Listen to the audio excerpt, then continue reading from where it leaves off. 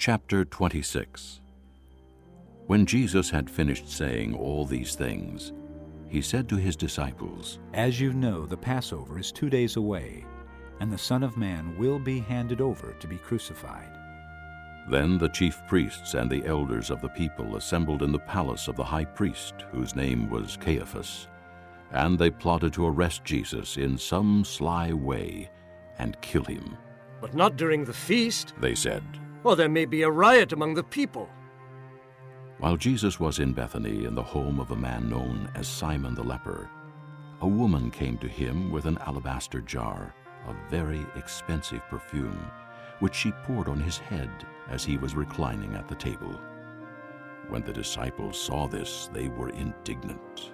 "Why this waste? They asked, This perfume could have been sold at a high price and the money given to the poor." Aware of this, Jesus said to them, Why are you bothering this woman? She has done a beautiful thing to me. The poor you will always have with you, but you will not always have me. When she poured this perfume on my body, she did it to prepare me for burial. I tell you the truth. Wherever this gospel is preached throughout the world, what she has done will also be told in memory of her. Then one of the 12, the one called Judas Iscariot, went to the chief priests and asked. "What are you willing to give me if I hand him over to you?"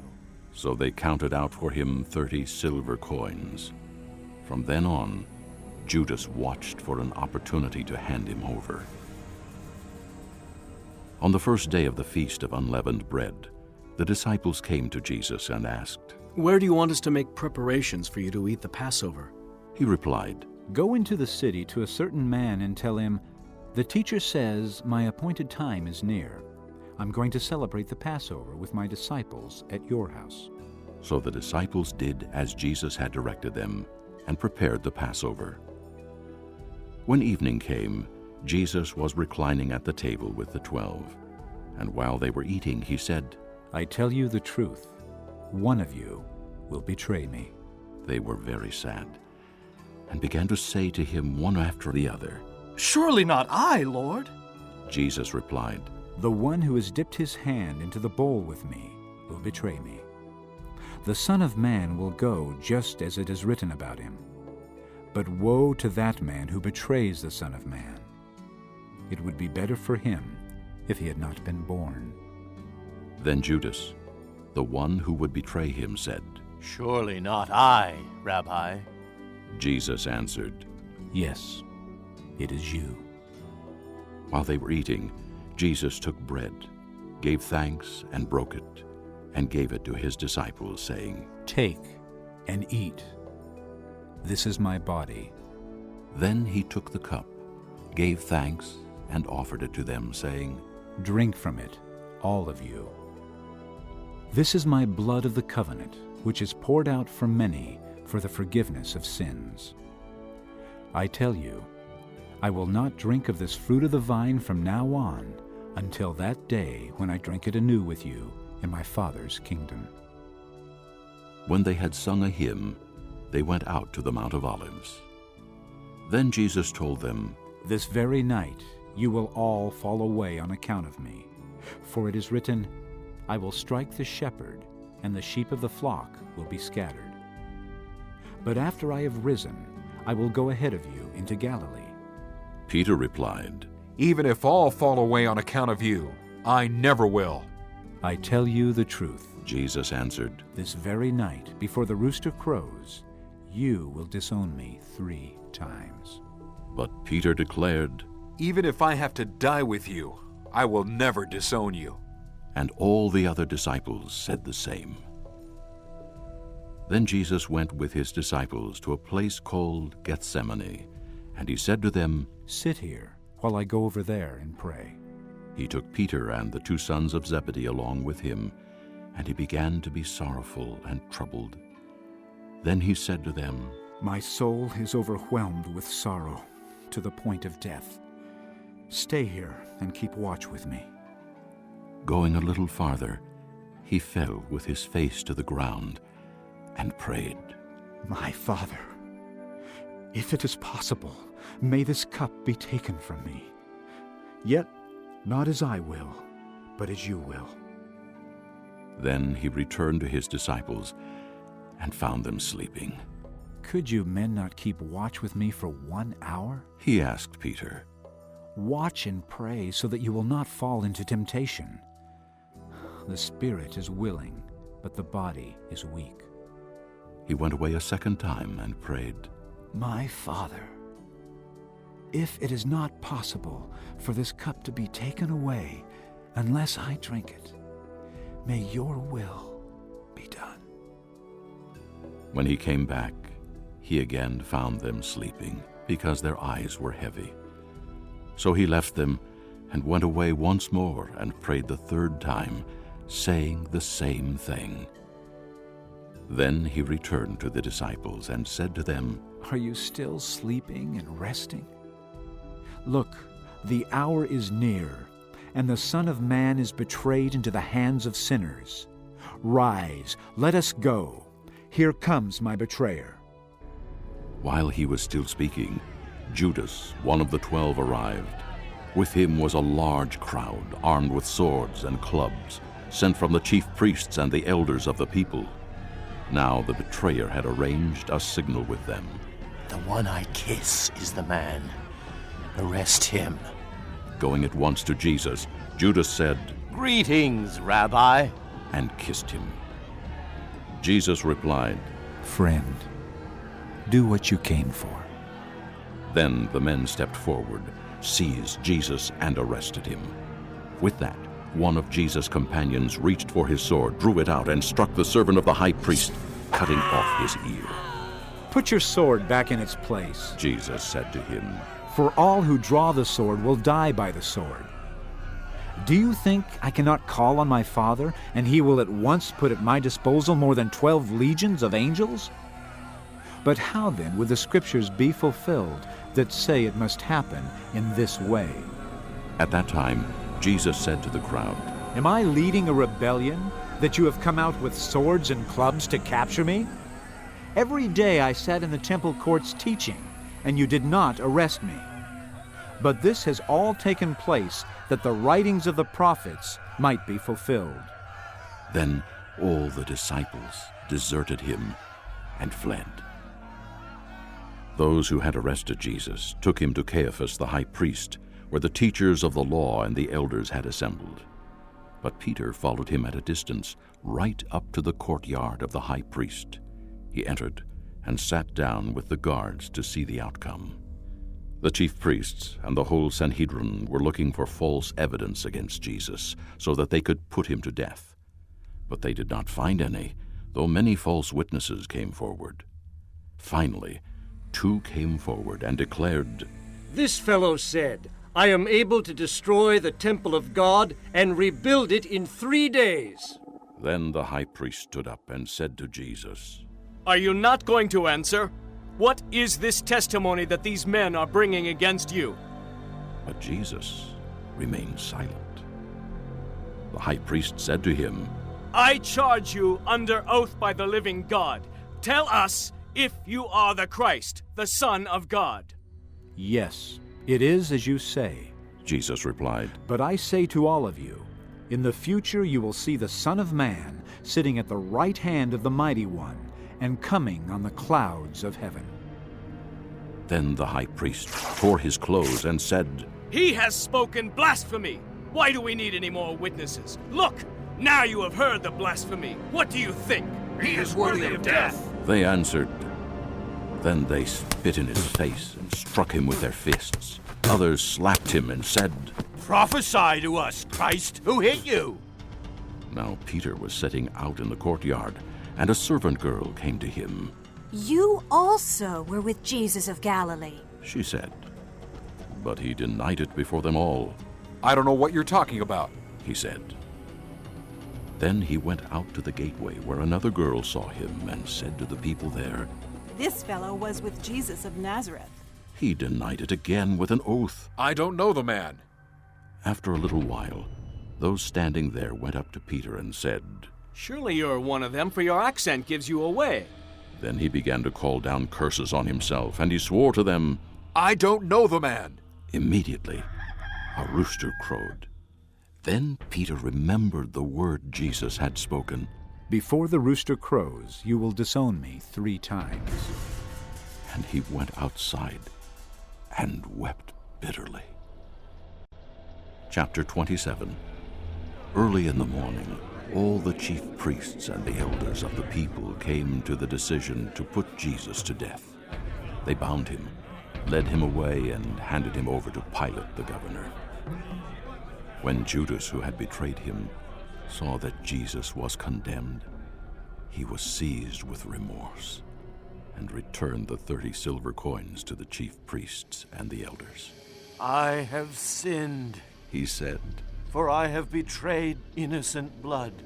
What is that to us? They replied. That's your responsibility. So Judas threw the money into the temple and left. Then he went away and hanged himself. The chief priests picked up the coins and said, It is against the law to put this into the treasury, since it is blood money. So they decided to use the money to buy the potter's field as a burial place for foreigners. That is why it has been called the Field of Blood to this day. Then what was spoken by Jeremiah the prophet was fulfilled. They took the 30 silver coins, the price set on him by the people of Israel, and they used them to buy the potter's field, as the Lord commanded me. Meanwhile, Jesus stood before the governor, and the governor asked him, Are you the king of the Jews? Yes, it is as you say. Jesus replied. When he was accused by the chief priests and the elders, he gave no answer. Then Pilate asked him, Don't you hear the testimony they are bringing against you? But Jesus made no reply, not even to a single charge, to the great amazement of the governor. Now it was the governor's custom at the feast to release a prisoner chosen by the crowd. At that time they had a notorious prisoner called Barabbas. So when the crowd had gathered, Pilate asked them, Which one do you want me to release to you? Barabbas or Jesus, who is called Christ? For he knew it was out of envy that they had handed Jesus over to him. While Pilate was sitting on the judge's seat, his wife sent him this message. Don't have anything to do with that innocent man, for I have suffered a great deal today in a dream because of him. But the chief priests and the elders persuaded the crowd to ask for Barabbas and to have Jesus executed. Which of the two do you want me to release to you? Asked the governor. Barabbas! They answered. What shall I do then with Jesus, who is called Christ? Pilate asked. They all answered. Crucify him! Why? What crime has he committed? Asked Pilate. But they shouted all the louder. Crucify him! When Pilate saw that he was getting nowhere, but that instead an uproar was starting, he took water and washed his hands in front of the crowd. I am innocent of this man's blood. He said. It is your responsibility. All the people answered. Let his blood be on us! And on our children! Then he released Barabbas to them. But he had Jesus flogged and handed him over to be crucified. Then the governor's soldiers took Jesus into the praetorium and gathered the whole company of soldiers around him. They stripped him and put a scarlet robe on him, and they twisted together a crown of thorns and set it on his head. They put a staff in his right hand and knelt in front of him and mocked him. Hail, King of the Jews! They said. They spit on him and took the staff and struck him on the head again and again. After they had mocked him, they took off the robe and put his own clothes on him. Then they led him away to crucify him. As they were going out, they met a man from Cyrene named Simon, and they forced him to carry the cross. They came to a place called Golgotha, which means the place of the skull. There they offered Jesus wine to drink, mixed with gall, but after tasting it, he refused to drink it. When they had crucified him, they divided up his clothes by casting lots, and sitting down they kept watch over him there.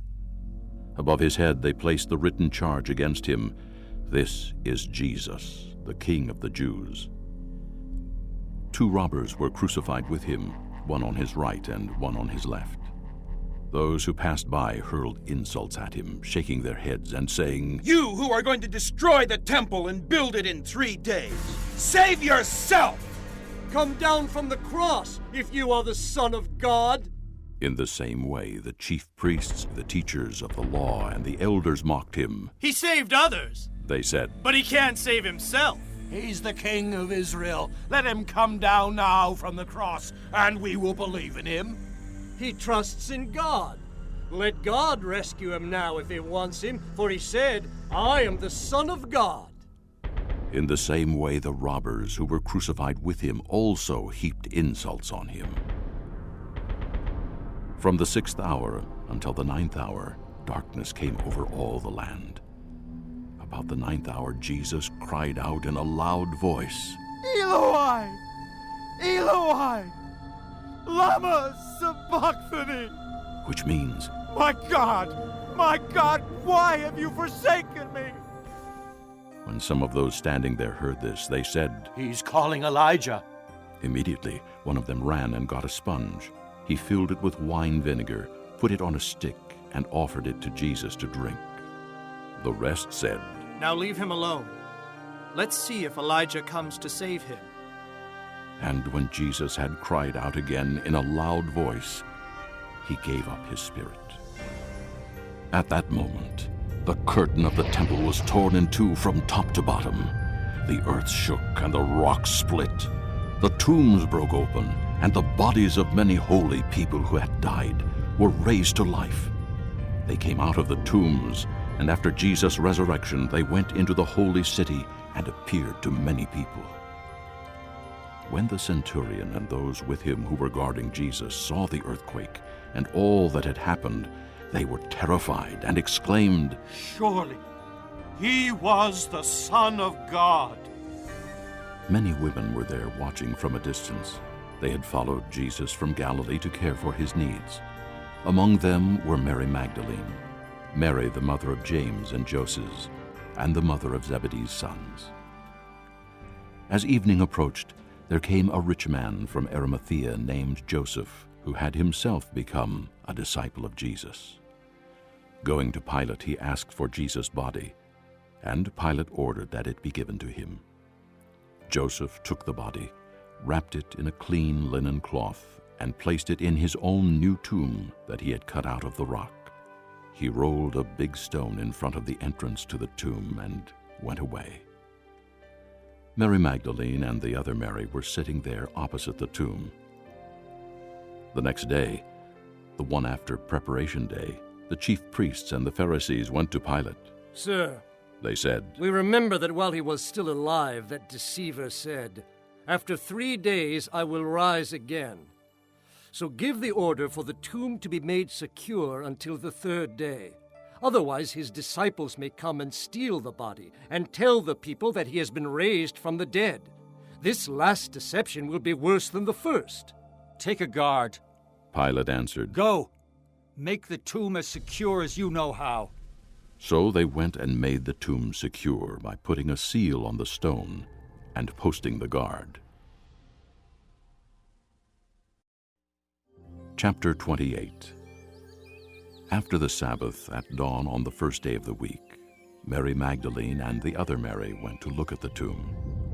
There was a violent earthquake, for an angel of the Lord came down from heaven, and going to the tomb, rolled back the stone and sat on it. His appearance was like lightning, and his clothes were white as snow. The guards were so afraid of him that they shook and became like dead men. The angel said to the woman, Do not be afraid, for I know that you are looking for Jesus who was crucified. He is not here. He has risen, just as he said. Come and see the place where he lay. Then go quickly and tell his disciples, He has risen from the dead and is going ahead of you into Galilee. There you will see him. Now I have told you. So the women, hurried away from the tomb, afraid yet filled with joy, and ran to tell his disciples. Suddenly, Jesus met them. "Greetings," he said. They came to him, clasped his feet, and worshipped him. Then Jesus said to them, "Do not be afraid. Go and tell my brothers to go to Galilee. There they will see me." While the women were on their way, some of the guards went into the city and reported to the chief priests everything that had happened. When the chief priests had met with the elders and devised a plan, they gave the soldiers a large sum of money, telling them, "You ought to say, his disciples came during the night and stole him away while we were asleep. If this report gets to the governor, we will satisfy him and keep you out of trouble." So the soldiers took the money and did as they were instructed. And this story has been widely circulated among the Jews to this very day. Then the 11 disciples went to Galilee, to the mountain where Jesus had told them to go. When they saw him, they worshipped him, but some doubted. Then Jesus came to them and said, "All authority in heaven and on earth has been given to me. Therefore, go and make disciples of all nations, baptizing them in the name of the Father, and of the Son, and of the Holy Spirit, and teaching them to obey everything I have commanded you. And surely I am with you always, to the very end of the age."